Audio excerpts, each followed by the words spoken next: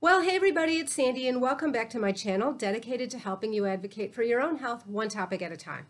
So today, guys, I just wanted to get a quick video up with some updates, mostly on Sonovia. I recently attended a Zoom meeting that featured some of the team over at Sonovia Tech, and there is some new interesting information for you. In addition to that, I thought let me take the opportunity to answer a few other questions that have come up recently on other masks, mostly on the Sandy's DIY Facebook group page. So while we're at it, guys, Sandy's DIY Health Advocacy does have a Facebook page, so you can like and follow on Facebook. In addition to that, there is a group you can join. That was a way I thought for people to start their own discussions. I do partake very often in the discussions on there, but I thought it was a good way if you had something that you wanted to get started, you can do that in the Facebook group. So I hope you'll take a look at that. By the way, if you haven't subscribed to my channel, I really hope you'll consider subscribing. Hit the subscribe button, and if you want to get a notification every time I put a video online, click the bell. So I recently attended a very informative Zoom seminar that featured some of the key players over at Sonovia, and actually Shai over at Sonovia posted this meeting on Sandy's DIY Facebook groups page. So thank you so much for that, Shai. I did learn a couple of bits of new information on this Sono masks. For one thing, Sonovia is going to start making gloves. Now, they said that they realized that is a huge challenge. The first thing that went through my mind is, oh my goodness, if we thought we've had issues with fit for masks, just wait until we get started with gloves, right? But I just thought that was great because there's been a lot of consumer demand for antimicrobial gloves. So hats off to them. I'm really looking forward to seeing what that product is like. I hope we'll get a chance to review it on this channel.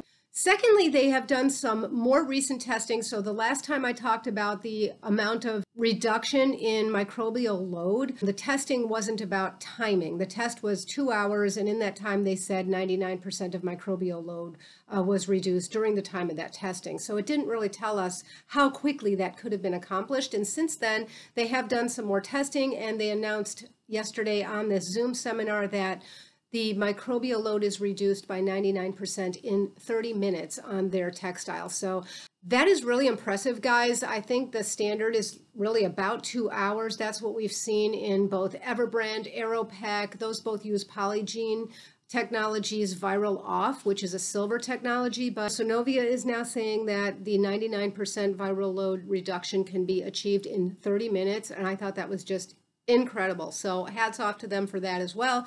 And then finally, they have continued to test it after repeated washings. So up until now, they've said 50 washings. Now they are up to 70 washings. It can be washed 70 times without any reduction in its antimicrobial activity.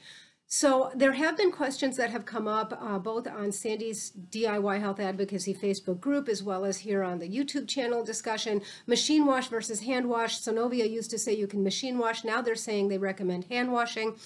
I can't speak for Sonovia, but I can tell you that I have spoken with them. And it sounds to me, I am surmising from this and extrapolating, so if any of the powers that be at Sonovia want to put a comment in the comment section, that would be great. It sounds to me like that is an excess of caution. I can only imagine that from their vantage point, machine wash is not all the same, right? There's all different kinds of washing machines and all different kinds of cycles. So it sounds to me like it's an excess of caution to say that they recommend the hand wash.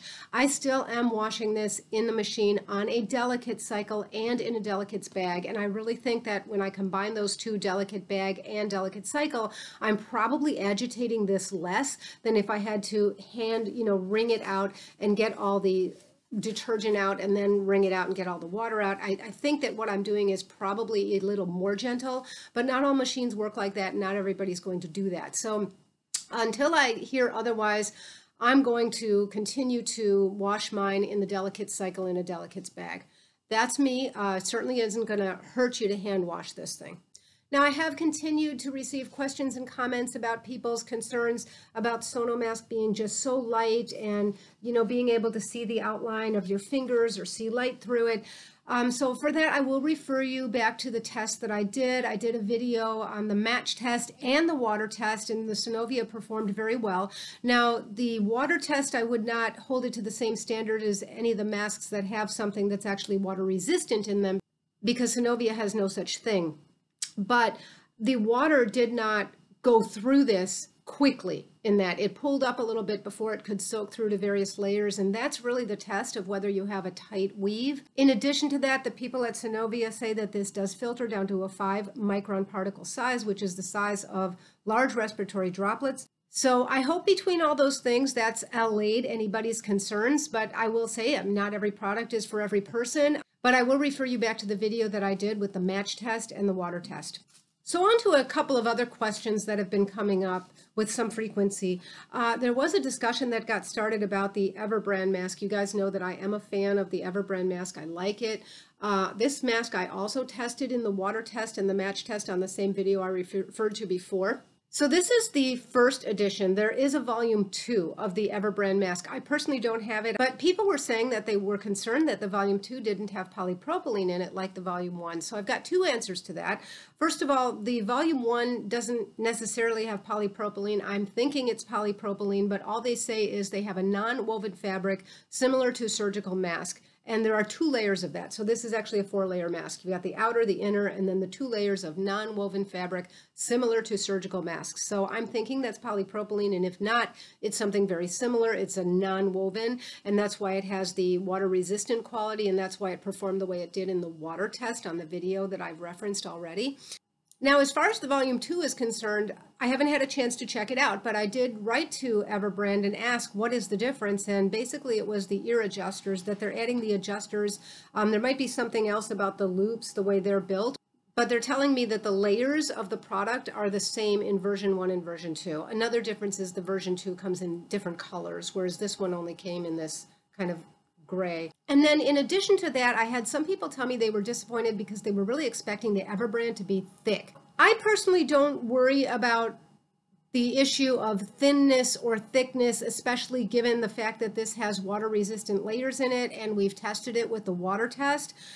For me, knowing that there's 2 layers of a polypropylene or a polypropylene-like substance in here and that they are behaving as they should with a water resistance test, I don't really know that the concern about how thick it feels or looks or actually is really informing how the mask will perform for you. But I did want to address that for people who said they had concerns about it. I personally am not concerned about thinness or thickness given the materials that are in here and how it performs.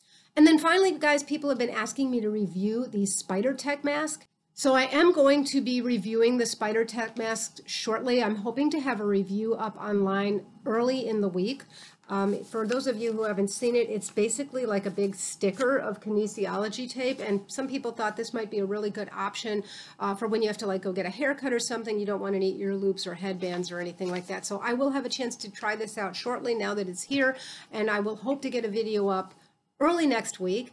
And on that note, I'm going to sign off. I've got a ton to do today. I've got way more than I'm ever going to get done. So here's hoping. So I hope you all have a wonderful weekend. And until next time, be well. Bye-bye.